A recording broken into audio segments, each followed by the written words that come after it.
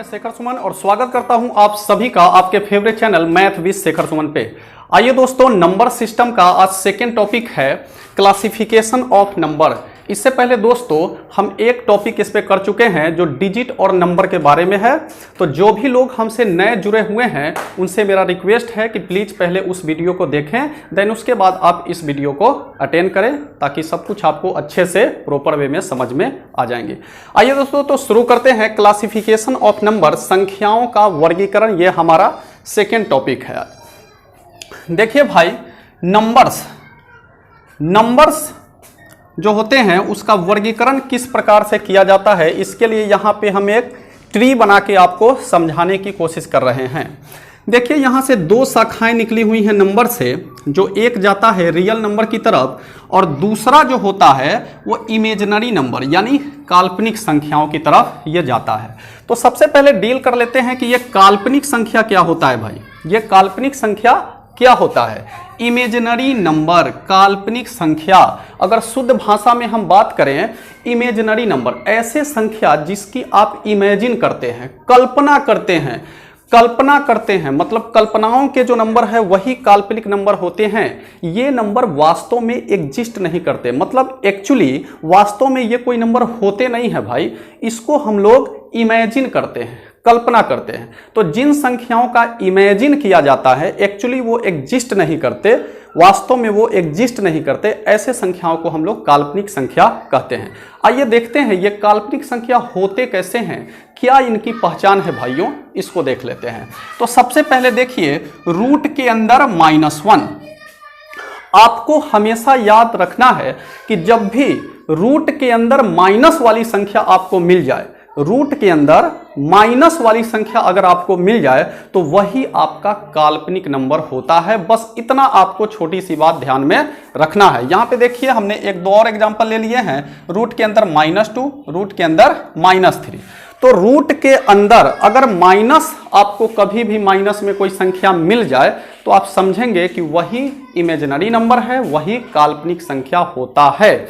चलिए भाई, अब ये रूट के अंदर -1 जो होता है ना, इसको हम लोग आई से सूचित करते हैं। रूट अंडर -1 को आई से सूचित करते हैं। आई का मतलब होता है आयोटा, आई का मतलब होता है आयोटा। सबसे बेसिक जो काल्पनिक संख्या होती है वह होती है आपका रूट -1। इसीलिए इसको हम रिप्रेजेंट करते हैं, रूट -1 को आई से रिप्रेजेंट करते हैं। आई का मतलब होता है आयोटा। आइए अब इसको देख लेते हैं। रूट के अंदर -2, रूट के अंदर -2 को हम इस तरह से भी ब्रेक करके लिख सकते हैं, √2 इंटू रूट अंडर -1। अब देखिए यहाँ पे √2 जो दिखा उसको हमने यहाँ पे लिखा, और इसके लिए आपको पहले से ही पता है कि रूट के अंदर -1 को आई फॉर आयोटा से डिनोट किया जाता है। तो यहाँ पे हम क्या किए कि √2 को लिखे और इसके लिए हमने आई लगा दिया। तो हम चाहें तो इस चीज को इस तरह से भी रिप्रेजेंट कर सकते हैं। यहाँ पे ठीक इसी प्रकार से रूट के अंदर -3 आपको दिखा, इसको हम इस तरह से ब्रेक कर सकते हैं, √3 इंटू √-1, और इसको हम √3 को यहाँ लिखे और इसके लिए फिर हमने लगा दिया आयोटा आई। तो हम चाहें तो इसको इस तरह से भी रिप्रेजेंट कर सकते हैं। इसी प्रकार से और भी आगे बहुत सारी संख्या होंगी।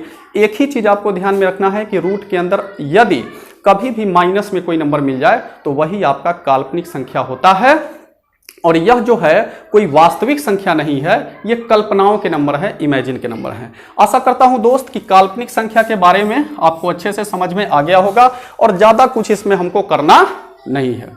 चलिए भाइयों, अब हम देख लेते हैं रियल नंबर को कि ये रियल नंबर क्या होता है, वास्तविक संख्या क्या होता है। तो ये बड़ा सिंपल है। अगर आपने काल्पनिक संख्याओं के बारे में समझ लिया है तो इसको समझना बड़ा आसान है और बहुत ही सिंपल है। अब देखिए भाई कि जैसे काल्पनिक संख्या को तो एक तरफ आप कर दीजिए, ये आप अच्छे से समझ गए।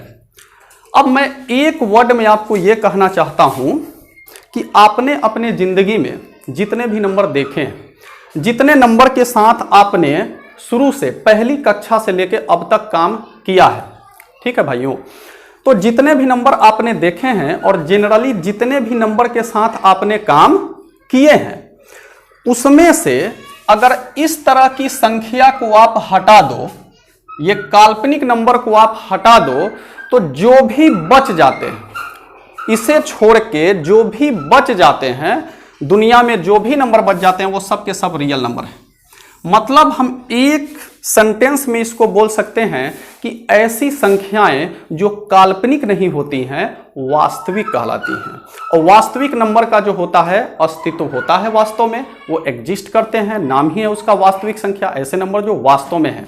वास्तविक संख्या क्या है कि वास्तविक संख्या को हम नंबर लाइन पे रिप्रेजेंट कर सकते हैं भाई। नंबर लाइन पे जो भी आते हैं, नंबर लाइन पर अनंत बिंदु होते हैं। ये बिंदु छोटे छोटे दिख रहे हैं, 1 के लिए, 2 के लिए, 3 के लिए, और इस तरह से इधर बढ़ते जा रहा है। यहाँ पे -1, -2, -3 इधर बढ़ते जा रहा है। एक बात याद रखिएगा, 0 से शुरुआत होती है यहाँ से नंबर लाइन की, और 0 से दाहिनी तरफ जो भी नंबर आते हैं, अनंत नंबर आते हैं भाई, ये अनंत तक जाते हैं, वो सब के सब क्या है, सब के सब जो है वास्तविक नंबर है और ये पॉजिटिव होते हैं। 0 से दाहिनी ओर जितने भी नंबर आते हैं पॉजिटिव, और 0 से बाईं ओर जितने भी नंबर चले जाते हैं -इनफाइनाइट तक, वो सब के सब निगेटिव नंबर होते हैं। और संख्या रेखा पे अनंत बिंदु होते हैं। इन दो बिंदुओं के बीच में भी अनगिनत अनंत बिंदु हैं, और उसमें हर तरह की संख्या आ जाती है। जैसे सीधे नंबर, जैसे 1 2 3, -1 -2 -3 डॉट डॉट डॉट, और भी इसके अलावा बटा वाले नंबर आ जाते हैं, दशमलव वाले नंबर आ जाते हैं, रूट वाले नंबर आ जाते हैं। तो जितने भी नंबर होते हैं, सिर्फ आप इसको छुड़ा दीजिएगा, वो किसी भी टाइप के नंबर हो, सिर्फ ऐसा ना हो तो वो सब का सब वास्तविक संख्या ही होता है। मतलब हम ये कहें कि संख्या रेखा का हर बिंदु एक वास्तविक संख्या को रिप्रेजेंट करेगा। कभी भी संख्या रेखा का कोई बिंदु काल्पनिक नंबर को रिप्रेजेंट नहीं करेगा। ये तो कल्पनाओं के संख्या है भाई, इनको वास्तविक संख्या रेखा पे कोई जगह इनका नहीं दिया जाता है, कोई जगह नहीं होता है इनके लिए। तो नंबर लाइन पे जो भी संख्याएं रिप्रेजेंट की जाती हैं, जो भी बिंदु होते हैं, वह सभी बिंदु एक अद्वितीय वास्तविक संख्या को रिप्रेजेंट करते हैं।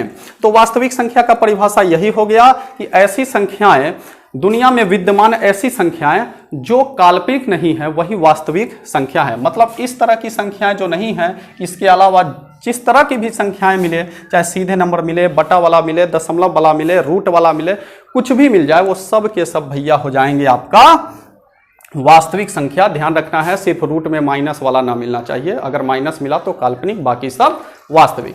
चलिए, ये भी आपको समझ में आ गया होगा। यहाँ पे हमने लिखा है वास्तविक संख्याओं के समुच्चय यही होते हैं। इसका रेंज जो होता है वो -इन्फिनिटी से +इन्फिनिटी। आपको बताया है अभी अभी हमने कि 0 से दाहिनी ओर पॉजिटिव संख्याएं आती हैं, 0 से बाईं ओर जो होती हैं निगेटिव संख्याएं आती है। ये बात आपको ध्यान रखना है।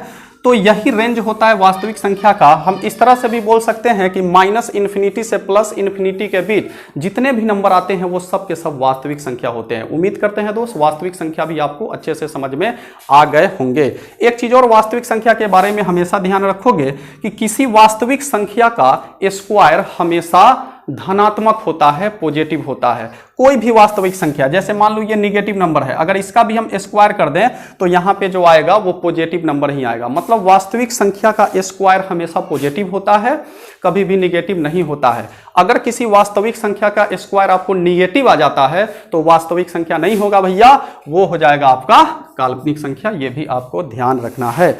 तो उम्मीद करते हैं दोस्त कि वास्तविक संख्या आपको बहुत ही अच्छे से क्लियर हो गया होगा। एक छोटी सी बात और आप जान लीजिए कि नंबर लाइन पे अगर आप बाएं से दाहिनी तरफ जाते हैं तो हर नंबर जो है आपको पिछले नंबर से बड़ा मिलता है। मतलब इधर से इधर की ओर बढ़ने पर, दाहिनी ओर बढ़ने पर नंबर का मान बढ़ते चला जाता है। मतलब 3 से बड़ा यहाँ पे -2 होगा, -3 से बड़ा -2, इससे बड़ा -1, इससे बड़ा 0, इससे बड़ा 1 2, इस तरह से दाहिनी तरफ जब आप बढ़ेंगे तो हमेशा नंबर का मान बढ़ता है, और जब बाईं ओर बढ़ेंगे तो नंबर का मान जो होता है वो घटता है। चलिए दोस्तों, आज के वीडियो में बस इतना ही, थोड़ा ही हम लोग पढ़ते हैं। इसके बाद का क्लासिफिकेशन, इसके बाद की जो ट्री होगी वो मैं अगली वीडियो में डिस्कस करूंगा। आज के लिए इतना ही दोस्तों। तो उम्मीद करते हैं ये नंबर, वास्तविक संख्या, काल्पनिक संख्या बहुत अच्छे से आपको क्लियर हो गया होगा। मिलते हैं अगली वीडियो में, इसके आगे की बात होगी। ठीक है।